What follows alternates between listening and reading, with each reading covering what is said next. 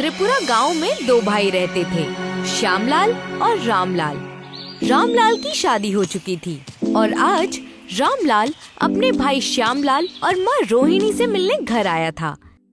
अरे रामलाल बेटा, तू आ गया। कैसी कट रही है तेरी जिंदगी? माँ, सब बढ़िया है, लेकिन एक जरूरी बात करने आया हूँ। अब वक्त आ गया है कि हम दोनों भाई अपना अपना हक ले ले। मेरा मतलब है माँ, बंटवारा कर लेते हैं। बंटवारा? लेकिन भैया, इसकी जरूरत क्या है? देखो, मैं कोई झगड़ा नहीं चाहता, बस ये चाहता हूँ कि खेत और जमीन का एक साथ हिसाब हो जाए। हाँ बेटा, अब तो तुम दोनों बड़े हो गए हो, लेकिन सच कहूँ मैं तुम दोनों को छोड़ना नहीं चाहती, तुम्हारे साथ रहना चाहती हूँ। माँ, तुम बिल्कुल ठीक कह रही हो। इसके लिए एक सुझाव और है मेरे पास। कैसा सुझाव भैया, बताओ। हम ऐसा कर सकते कि तुम और माँ मुझे सारी जमीन दे दो। उसे बेचकर मैं शहर जाकर एक खाने का धंधा शुरू करूंगा और गांव में पैसे भेजता रहूंगा। 1 साल बाद तुम दोनों को भी अपने पास बुला लूंगा। ठीक है बेटा, अगर यही तुम्हारी इच्छा है तो मैं राजी हूँ। अगले दिन सभी प्रधान जी के घर जाते हैं और कागजों पर हस्ताक्षर करके सारा खेत और जमीन रामलाल के नाम कर देते हैं। इसके बाद रामलाल अपनी बीवी के साथ शहर के लिए रवाना हो जाता है। माँ, भैया का तो 2 महीनों से कोई खत ही नहीं आया, ना कोई खबर आई है। पता नहीं बेटा, तू ऐसा कर, प्रधान जी से जाकर एक बार पता कर। वो आज ही शहर से लौटे हैं। श्यामलाल प्रधान जी के घर जाता है। प्रधान जी, मैं और माँ बेहद फिक्र में है। रउआ तो शहर से लौटल बानी ना, हमें बताओ भैया कैसे है? श्यामलाल, तुम्हारा भाई तो काफी अच्छा कमा रहा है वहाँ। अच्छा? लेकिन जो मैं मिलने गया तो उसने मुझसे बात करने में इनकार कर दिया। काफी कहने पर उसने मुझसे इतना कहा कि उस कस्बे से उसका कोई वास्ता नहीं है, मैं और बीवी यही रहेंगे। और उसने आखिर में मुझे 4000 रुपए दिए और कहा कि ये श्यामलाल के खेत के दाम है। वैसे भी उस खेत से इससे ज्यादा कुछ नहीं निकलता। और उसने ये भी कहा कि अब और पैसे भेजने का उसका कोई इरादा नहीं है। श्यामलाल प्रधान जी के दिए हुए पैसे लेकर बेहद मायूस मन से घर लौटने लगता है। श्यामलाल मायूस मन से चलते चलते एक दरख्त के पास पहुंचा और मायूस होकर खुद से बड़बड़ाया। अब मैं माँ को कैसे बताऊं कि भैया ने इतनी कड़वी बात कह दी है? नहीं नहीं, माई तो टूट जाएगी, मैं ऐसा नहीं कर सकता। एक रईस आदमी अपनी बैलगाड़ी पर एक बड़ा तंदूर लेकर आता है। भाई, क्या बात है, यूं उदास क्यों बैठे हो? श्यामलाल जो पहले से ही बेहद दुखी था, उसकी आंखों से आंसू निकल गए। उसे भी किसी की तलाश थी जिसे वो अपना दुख बता सके। उसने उस आदमी को अपनी सारी बातें बता दी। भाई, मैं तो दूसरे कस्बे का हूँ। मैं भी कभी तुम्हारे तरह एक बड़ी आफत में फंसा था। उस वक्त उस तंदूर ने मेरा साथ दिया था, जो मैं इस बैलगाड़ी में लेकर जा रहा हूँ। मैंने इसे अपने पास रखा है क्योंकि इसने मुझे एक नई जिंदगी दी थी। अगर तुम चाहो तो इससे मुझसे खरीद सकते हो, क्योंकि ये तंदूर मुझसे ज्यादा तुम्हारे काम आएगा। लेकिन मेरे पास इतना पैसा नहीं है भैया कि मैं इसे खरीद सकूं। मेरे पास तो सिर्फ ये 4000 रुपए है। अगर आपको ठीक लगे तो इसके बदले हमको दे दीजिए। बस 2000 रुपए दे दो और बाकी के 2000 इस तंदूर से कोई व्यापार शुरू करने में लगाओ। ये कहकर वो आदमी श्यामलाल को तंदूर सौंपकर वहाँ से चला गया। तंदूर को लेकर श्यामलाल अपने घर की ओर जाने लगा। श्यामलाल तंदूर लेकर घर आ गया और उसकी माँ रोहिणी ने पूछा, लाल, तू ये क्या उठा लाया है? माँ, ये बड़े भैया ने भेजा है और हमें संदेशा भेजा है कि इससे हम कोई नया धंधा शुरू करें।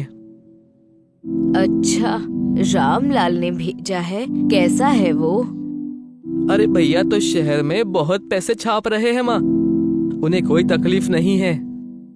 श्यामलाल ने अपनी माँ को ये नहीं बताया कि रामलाल ने गांव से रिश्ता तोड़ लिया है, बल्कि उसने अपनी माँ का मन रखने के लिए ये सफेद झूठ कहा। अच्छा है बेटा कि तेरा भाई खुश है, लेकिन हम इस तंदूर का क्या करेंगे? अरे माँ, इस तंदूर से हम नया दुकान खोलेंगे, तंदूरी लिट्टी चोखा। वो कैसे?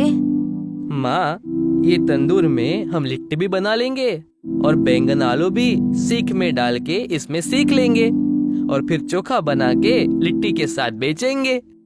रोहिणी ये सुनकर बेहद खुश हुई और श्यामलाल, जो अपनी माँ को दुखी नहीं देखना चाहता था, इसलिए उसने भाई के बारे में झूठ बोलकर उसका मन खुश कर दिया। अगले दिन श्यामलाल ने बाजार में एक ठेले पर तंदूरी लिट्टी चोखा लगा रखा था और बगल में तंदूर पर लिट्टी पकने रखी थी। दुकान पर अब तक कोई नहीं आया था, मगर तंदूरी लिट्टी की महक बाजार में फैल चुकी थी। अरे भाई श्यामलाल, ये क्या है? ये तंदूरी रोटी है क्या? और ये इतनी छोटी क्यों है? अरे ये कोई रोटी नहीं है, ये लिट्टी है, ना कि तंदूरी। आप खा के तो देखो, हमारी ये तंदूरी लिट्टी चोखा लुगाई के हाथ का खाना भुला देगी प्रधान जी। श्यामलाल ने प्रधान जी को एक प्लेट में लिट्टी चोखा दिया। प्रधान जी ने जैसे ही एक कौर लिया, उनकी आंखें खुली की खुली रह गईं। क्या हुआ प्रधान जी, अच्छा नहीं लगा क्या? अच्छा, इससे अच्छी लिट्टी चोखा तो मैंने आज तक नहीं खाई। पर खुददार, वाह क्या बात है, इतना बढ़िया खाना, अब रोज सुबह खाना तो यही खाऊंगा।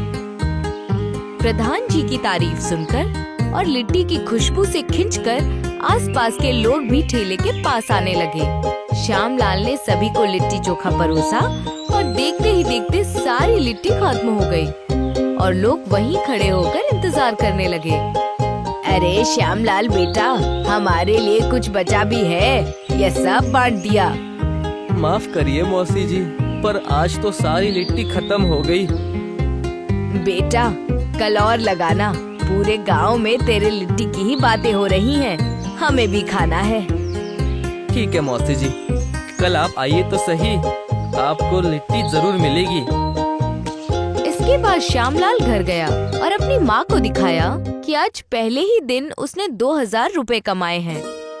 बेटा, ये तो तूने 3 घंटे में अच्छे पैसे कमा लिए हैं, कल से और सामान ले ले, मैं भी तेरे साथ चलूंगी तेरा हाथ बटाने के लिए, और प्रधान जी से तेरे भाई के बारे में भी पूछ लूंगी। अरे माँ, तुम क्यों परेशान होती हो? अब भैया के बारे में हम तो तुम्हें खबर देते रहेंगे। 2 महीने बीत चुके थे और श्यामलाल का ठेला अब दुकान में तब्दील हो गया था। उसका छोटा सा घर एक अच्छे से मकान में बदल चुका था। माँ, हम दुकान खरीदने निकले थे और हाँ, बड़े भैया के हालचाल अच्छे हैं, प्रधान जी खबर देते रहते हैं। ठीक है बेटा, मैं भी आज बाजार आऊंगी, शायद फिर तेरी मदद करने। ठीक है माँ, जब तुम्हारा मन करे तुम आ जाना। श्यामलाल वहाँ से निकल गया। तभी रामलाल उसके घर आ गया। उसका चेहरा लटका हुआ था और वो शर्म से बोला, माँ। रामलाल बेटा, तू ही है ना? 1 साल से ऊपर हो चुके हैं, तू घर नहीं आ पाया, ये मुंह क्यों लटका रखा है तूने? कुछ नहीं माँ, बस हाल चाल पूछने आया हूँ। वैसे माँ, ये अपना घर मकान में कैसे बदल गया? बेटा, ये सब तेरे भेजे हुए तंदूर की ही करामात है। मैंने तो कोई तंदूर नहीं भेजा था। माँ, ये क्या कह रही है? तूने ही भेजा था ना? हाँ माँ, मैंने ही कहा था श्यामलाल से। अब तो सच कह दे, तूने तो अपने भाई से पहले ही मुंह मोड़ लिया था और वो तेरा सच्चा भाई निकला। उसने तेरी हर कमी को छुपाया और अब तुझ में इतनी भी शर्म नहीं बची कि अपनी माँ के सामने सच बोल सके। माफ करना माँ, मैं वो दिक्कत में फंस गया था माँ, मुझे और कोई सहारा नहीं मिला तो मैं यहाँ आ गया। जा जा अब तू यहाँ से, तेरा तो वैसे भी इस गांव और हमसे कोई रिश्ता नहीं है ना। श्यामलाल अपनी दुकान पर था तभी वहाँ दामिनी मौसी और प्रधान जी आपस में बात करते हुए आए। क्या हुआ प्रधान जी और मौसी, तुम लोग इतने फिक्र में क्यों लग रहे हो? बेटा, मैं आज सुबह ही शहर से लौटा हूँ। बीच में एक दिन तुम्हारे भाई के दुकान पर भी गया था। क्या हुआ? भैया ठीक तो है ना? बेटा, उसकी बीवी रंभा और उसके घर वालों ने रामलाल का पूरा कारोबार हथिया लिया है। मैं भी अभी दूसरे गांव से ये खबर सुनकर आ रही हूँ। ये आप क्या कह रहे हो मौसी? रामलाल ने सारा कारोबार अपनी बीवी के नाम से खोला था और जैसे ही कारोबार अच्छा हुआ, रंभा ने उसे छोड़ दिया और अपने परिवार के साथ मिलकर सब कुछ हड़प कर रामलाल को भगा दिया। और बड़े भैया, वो तो ठीक है ना? तुम्हारे भाई ने जो तुम्हारे साथ किया, उसके बाद भी तुम उसकी फिक्र कर रहे हो। जो बीत गया सो बीत गया प्रधान जी। इससे बड़ी सजा क्या होगी हमारे भैया के लिए? मुझे नहीं पता कि अब वो कहाँ है। श्यामलाल दुकान बंद करके घर गया और अपनी माँ को सारी बात बताई। बेटा, पर मैंने तो रामलाल को यहाँ से जाने के लिए कह दिया था। जा बेटा, उसे ले आ। श्यामलाल तुरंत रामलाल को ढूंढने के लिए भागा। गांव के उसी दरख्त के पास पहुंचा जहां पहले उसे वो रईस आदमी मिला था। रामलाल वहीं सिर पकड़े बैठा था। भैया, अब हमारे साथ घर चलिए। मैं घर कैसे आऊं पगले? किस मुंह से आऊं मैं वापस? अब तो माँ भी मुझसे नाराज है। मैं खुद को शीशे में भी नहीं देख सकता। भैया, मैं तो कभी माँ से ये कहा ही नहीं कि आपने क्या किया। पर क्या है ना कि वो तो माँ है ना, अपने बच्चे की झूठ पहचान लेती है। हाँ भाई, सही कहा तुमने। भैया, तुमने वैसे ही बहुत दुख झेले हैं। अब घर चलो, हम दोनों भाई मिलकर दुकान चलाएंगे और माई का ख्याल रखेंगे। रामलाल और श्यामलाल खुश होकर अपने घर की ओर चले गए। जैसे ही दोनों घर पहुँचे, मेरे राम और श्याम, एक लिट्टी तो एक चोखा, तुम दोनों साथ में ही अच्छे लगते हो। एक कस्बे में कुसुमलता नाम की एक विधवा औरत रहा करती थी। कुसुमलता का एक ही बेटा था जो कुछ वर्ष पहले ही शहर में जाकर बस गया था। कुसुमलता कस्बे में लिट्टी चोखा बेचकर अपना गुजारा किया करती थी। एक दिन कुसुमलता ठेले पर लिट्टी चोखा बेच रही थी कि तभी उसके कस्बे का एक आदमी प्रेमपाल वहाँ पर आ गया। कैसी हो अम्मा? ऊपर वाले की कृपा है बेटा। आजकल देख रहा हूँ कि तुम्हारे लिट्टी चोखा बहुत कम बिक रहे हैं। पहले से कम जरूर बिक रहे हैं, लेकिन मेरी इतनी बिक्री हो जाती है कि मेरे घर का चूल्हा जल जाता है। अब तुम्हारे घर में तुम्हारे अलावा अब और कोई तो है नहीं। एक बेटा था, वो भी अभी शहर में जाकर बस गया। और इस उम्र में तुम खाती कितना होगी? यहाँ पर किसी काम से आए थे प्रेमपाल। देखिए अम्मा, मुझे तो आपकी लिट्टी चोखा बिल्कुल भी लजीज नहीं लगती। उनमें लजीज नाम की कोई भी चीज नहीं है। ये तो अपने अपने मन की बात होती है। किसी किसी को मेरे हाथ के बने हुए लिट्टी चोखा बेहद पसंद आते हैं। अम्मा, मैं आपको यहाँ पर ये बताने आया हूँ कि कल आपके ही बगल में एक और ठेला लगने वाला है। मैं तुम्हारी बात का मतलब नहीं समझी प्रेमपाल। शहर से मेरा भतीजा अज्जू बहुत अच्छे लिट्टी चोखा की रेसिपी सीख कर आया है। कल से वो आपकी बगल में ठेला लगाकर खड़ा रहेगा। आप उसे देखकर चिल्लाना शुरू मत कर देना, इसीलिए मैं आपको पहले ही बता रहा हूँ। मैं भला उसे देखकर क्यों चिल्लाऊंगी? ऊपर वाला हर किसी को उसके नसीब का देता है। मेरे नसीब में जितना लिखा होगा उतना जरूर मिलेगा। कुसुमलता की बात सुनकर प्रेमपाल वहाँ से मुस्कुराता हुआ चला गया। प्रेमपाल अपने घर के दरवाजे तक पहुँचा ही था कि तभी दरवाजे पर ही उसे कस्बे का मुखिया मिल गया। अरे क्या बात है मुखिया जी, ऐसा क्या खास काम पड़ गया कि आज आप मेरे घर पर आए हैं? तुम्हारी और कुसुमलता की बात मैं काफी देर से सुन रहा था। तो आप कहना क्या चाहते हैं मुखिया जी? तुम तो जानते हो कि मैं हमेशा की तरह तुम्हारी साइड लूंगा। मुझे आपसे यही उम्मीद थी मुखिया जी। बात वो नहीं है प्रेमपाल, बात यह है कि अगर कहीं कुसुमलता मदद के लिए मेरे पास आई तो मैं उसे मना नहीं करूंगा। मुझे मजबूरन तुम्हारे भतीजे अज्जू को वहाँ से ठेला हटाने के लिए मना करना पड़ेगा, क्योंकि कुसुमलता पिछले 20 सालों से वहीं पर ठेला लगाकर खड़ी हो रही है। मैं अब तक ये समझ नहीं पा रहा हूँ कि आप किसकी साइड में हैं, मेरी साइड या उस बुढ़िया की साइड। मैं तो हमेशा तुम्हारे ही साइड हूँ प्रेमपाल। बस तुम्हें या सिर्फ यही कहने आया हूँ कि हमेशा की तरह चुनाव में इस बार मेरा विशेष तौर पर ध्यान रखना। चुनाव का आधा खर्च तुम्हें करना होगा। ये भी कोई पूछने की बात है? मैं आपसे वादा करता हूँ कि इस बार मुखिया की चुनाव में आधा खर्च मैं करूँगा। मुखिया खुशी खुशी वहाँ से चला गया। अगले दिन अर्जुन कुसुमलता के बगल में ठेला लगाकर खड़ा हो गया। अर्जुन ने अपना ठेला बेहद अच्छी तरह सजाया था। एक आदमी अर्जुन के पास आकर बोला, अरे भैया, इस ठेले में कौन सी दावत रखी हुई है? यह शहर का लिट्टी चोखा है, खाकर आपको मजा आ जाएगा। लिट्टी चोखा तो हमारे कस्बे की कुसुमलता भी बनाती है, लेकिन वो थोड़ा अलग तरीके का लगता है। यह शहर की नई रेसिपी का बनाया हुआ लिट्टी चोखा है। एक बार खाओगे तो बार बार यहीं पर आओगे। तो फिर जल्दी से 1 प्लेट लिट्टी चोखा मुझे बना कर दे दो। अर्जुन ने लिट्टी चोखा उस आदमी को दे दिया। उस आदमी को वो बेहद पसंद आया। वो लिट्टी चोखा खाकर वहाँ से जाने ही वाला था कि तभी अर्जुन उस आदमी से बोला, अरे बात तो सुनिए, आपने ये तो बताया नहीं कि लिट्टी चो आपको लगी कैसी? बहुत लजीज, मजा आ गया। तो फिर कस्बे में जाकर मेरी तारीफ कीजिएगा और कहिएगा कि कस्बे के सभी लोग मेरे पास लिट्टी चोखा खाने आए, ना कि इस बूढ़ी औरत के पास।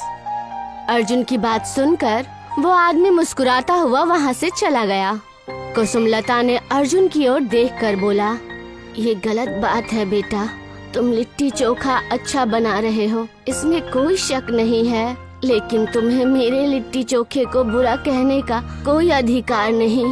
मैं जानता था कि तुम जरूर मुझसे लड़ाई करोगी। प्रेमपाल चाचा ने ही मुझे सब कुछ बता दिया था। मैं तुमसे झगड़ा नहीं कर रही, तुम सारे कस्बे में अपने लिट्टी चोखे की तारीफ कर रहे हो और मेरी बुराई कर रहे हो। मैं तो ऐसे ही आपकी और आपके लिट्टी चोखा की बुराई करते रहूंगा। आपको जो करना है कर लीजिए।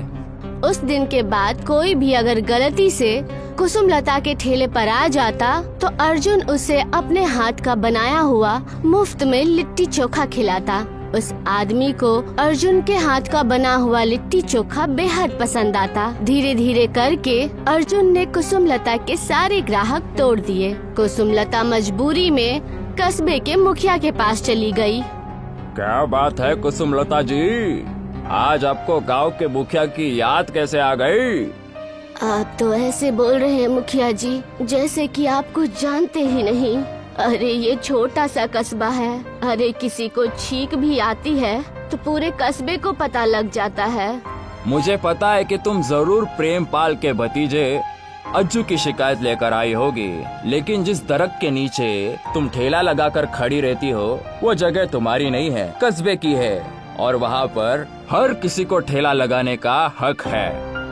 आप मुझे गलत समझ रहे हैं मुखिया जी, मुझे अर्जुन के ठेला लगाने से कोई दिक्कत नहीं है, लेकिन वो जिस तरह से वो मेरे ग्राहक तोड़ रहा है और मेरे बनाए हुए लिट्टी चोखा की सब जगह बुराई कर रहा है, बस वो गलत है।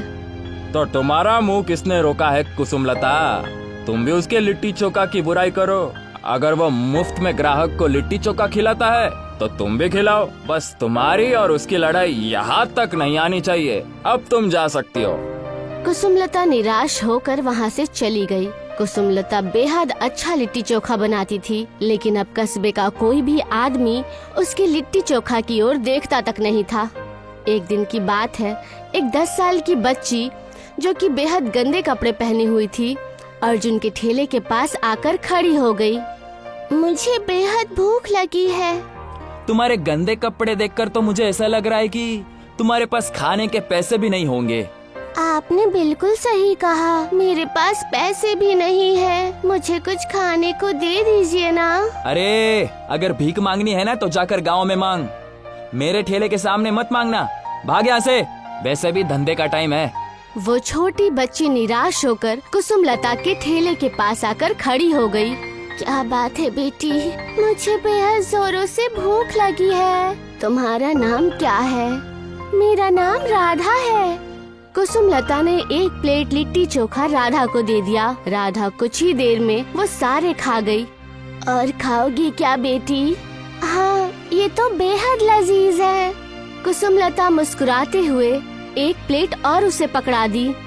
राधा वो दूसरा प्लेट लिट्टी चोखा खाते हुए मुस्कुराती हुई बोली, आप तो बेहद अच्छा लिट्टी चोखा बनाती हो। हाँ, लेकिन मेरे हाथ का बना हुआ लिट्टी चोखा अब गांव का कोई आदमी नहीं खाता।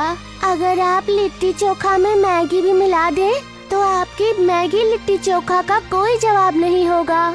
जो कोई भी खाएगा ना, वो फिर कभी इस स्वाद को भूल नहीं पाएगा।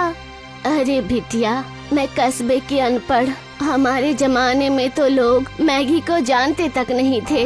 मैं कैसे बना सकती हूँ?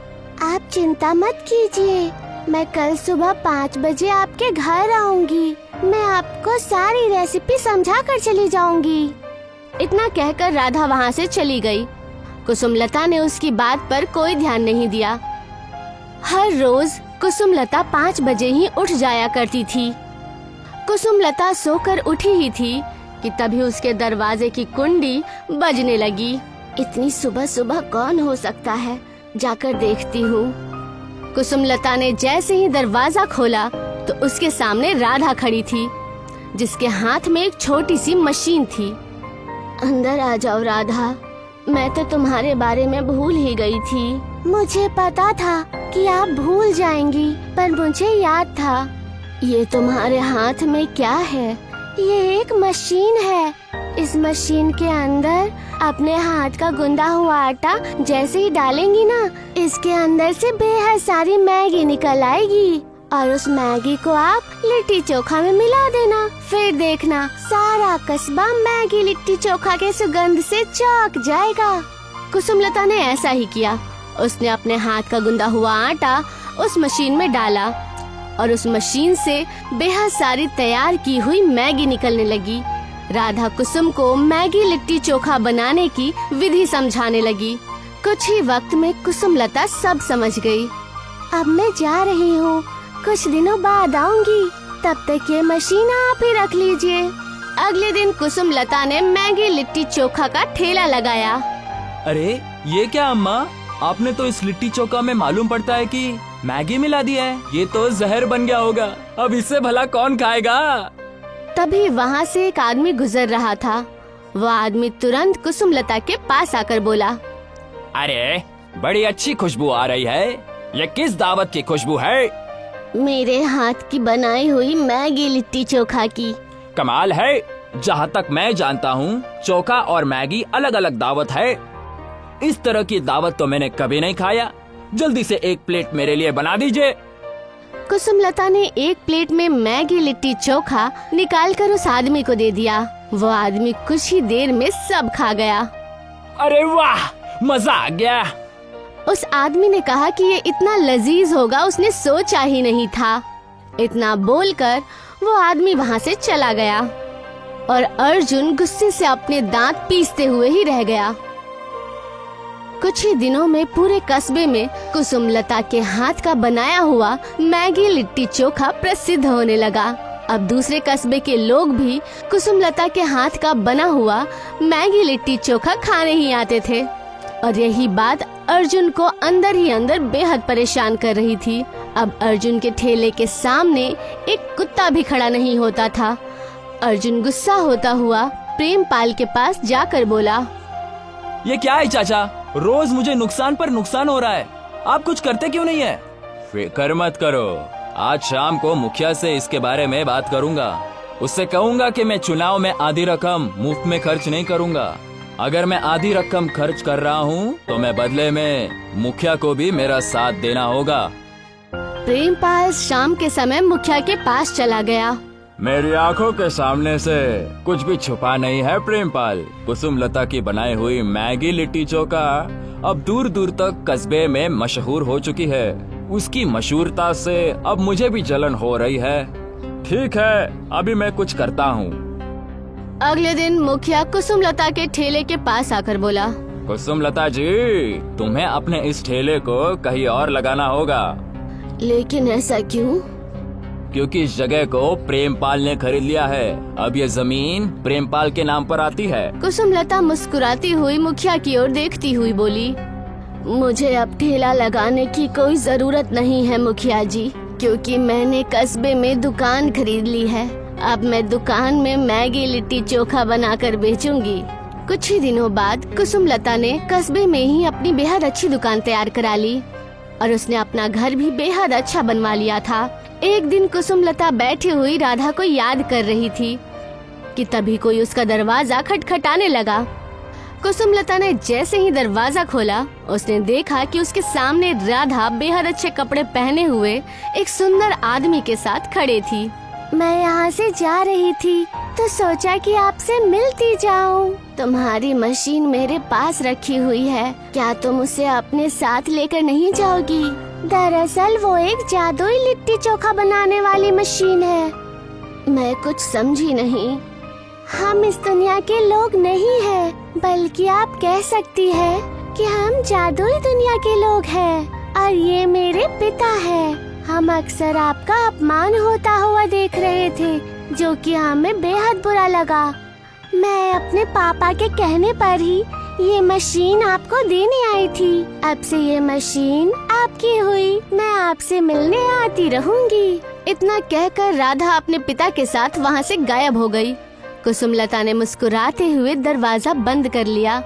कुसुमलता आज भी उस जादुई मशीन से जादुई मैगी लिट्टी चोखा बनाती है।